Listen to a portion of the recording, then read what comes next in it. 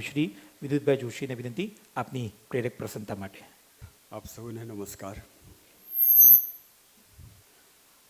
આકસ્મિક જ મને આમ સન્મુખ ઊભો કરી દેવાયો છે. કૃષ્ણોત્સવનો કાર્યક્રમ છે. કોઈ ભારતીય એવા ન હોય કે જે કૃષ્ણ અને એના નર્તનથી પરિચિત ના હોય. દેશ આખો આ અર્થમાં નાચતો ગાતો દેશ છે. નૃત્ય એ કુદરતે મનુષ્યને આપેલો એક બહુ સહજ એવો આવિર્ભાવ છે. બાળક જન્મે છે અને રુદન કરે છે. એ અવાજ કાળક્રમે સંગીત બની જાય છે. બાળક જન્મે છે અને હલનચલન કરે છે. કાળક્રમે એ હલનચલન નૃત્ય બની જાય છે.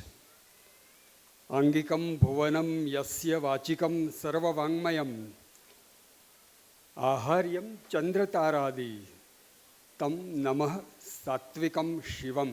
સરવાળે તો આ કલ્યાણ માટેની પ્રવૃત્તિ છે. આપણું આખું એ શરીર સૂક્ષ્મ અર્થમાં નૃત્ય કરે છે.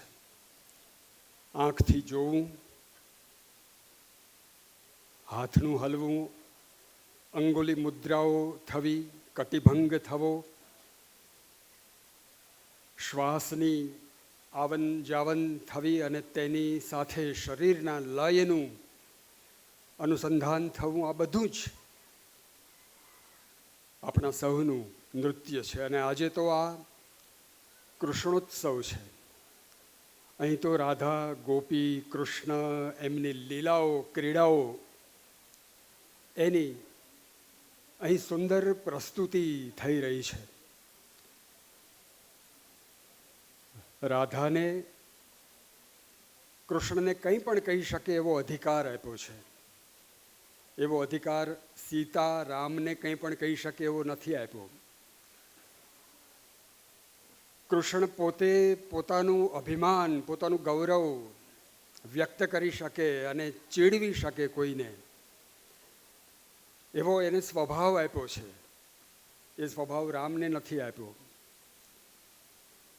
રાધા પોતાની એક સખીને કહે છે, આ ગોવર્ધન તો શું છે?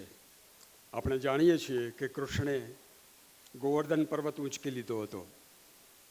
રાધા કહે છે, આ ગોવર્ધન તો શું છે? મેં તો ટચલી તે આંગળીએ ઊંચક્યો શ્યામ. જે શ્યામે ગોવર્ધન પર્વત ઊંચકી લીધો છે એને મેં મારી ટચલી આંગળીએ ઊંચકી લીધો છે. શ્યામ એમને હશે, રાધિકા બહુ બહુ તો શું કરશે? ખાલી મટુકી માંડ ઉપાડે, યમુનાને શું ભરશે? મેં તો બેવ નયનથી ખુલ્લા મેલ્યા, પ્રેમ બંધ હરિનામ, પાંપણને હલ્લે સે વીંધ્યા, સાતે દરિયા આમ, કે મેં તો ટચલી તે આંગળીએ ઊંચક્યો શ્યામ. શ્યામ પ્રત્યેનો, ગોપીનો, રાધાનો આ મસ્તી ભર્યો અનુરાગ, ક્રીડા, લીલા, એ બધું જ આપણે અહીં પ્રત્યક્ષ નિહાળી રહ્યા છીએ. મને કહેતા બહુ જ આનંદ થાય છે કે સ્વર્ગસ્થ ધરમશીભાઈ શાહે જે કલાક્ષેત્રના મંડાણ કર્યા અને એનું જે સંવર્ધન કર્યું, એ ક્ષેત્રનો જ આ નેસ્ટ એ એક ક્ષેત્ર વિસ્તાર છે. અને એનું સુકાન નૃત્યદાત્રી નીપા ઠક્કર સંભાળી રહ્યા છે. અને બહુ જ જહેમતપૂર્વક આ સૌની સાથે નૃત્યની કલાને સંયોજી રહ્યા છે. આપણે જોઈ શકીએ છીએ કે તાલ, લય, શબ્દ, અભિનય, આ બધું એક સાથે આપણા સૌની સમક્ષ વ્યક્ત કરવા માટે આ નાના કે મોટા પણ કલાકારો મથી રહ્યા છે. અને આપણા સૌને માટે આ આપણી આંખોનો એક યજ્ઞ બની જાય એ ભૂમિકાએ એમનો હર્ષ આપણને દેખાઈ રહ્યો છે. આવું થઈ રહ્યું છે એમાં આ સૌ કલાકારોના જે કોઈ પ્રોત્સાહકો હોય, એ માતા પિતા હોય કે ઘરમાં જે કોઈ હોય, એમણે ઘણો રસ લીધો છે. આ કલાના સંવર્ધન માટે એમનું યોગદાન એમણે કર્યું છે. તો એ સૌને હું વ્યક્તિગત રીતે અને સંસ્થા વતી પણ હાર્દિક અભિનંદન આપું છું.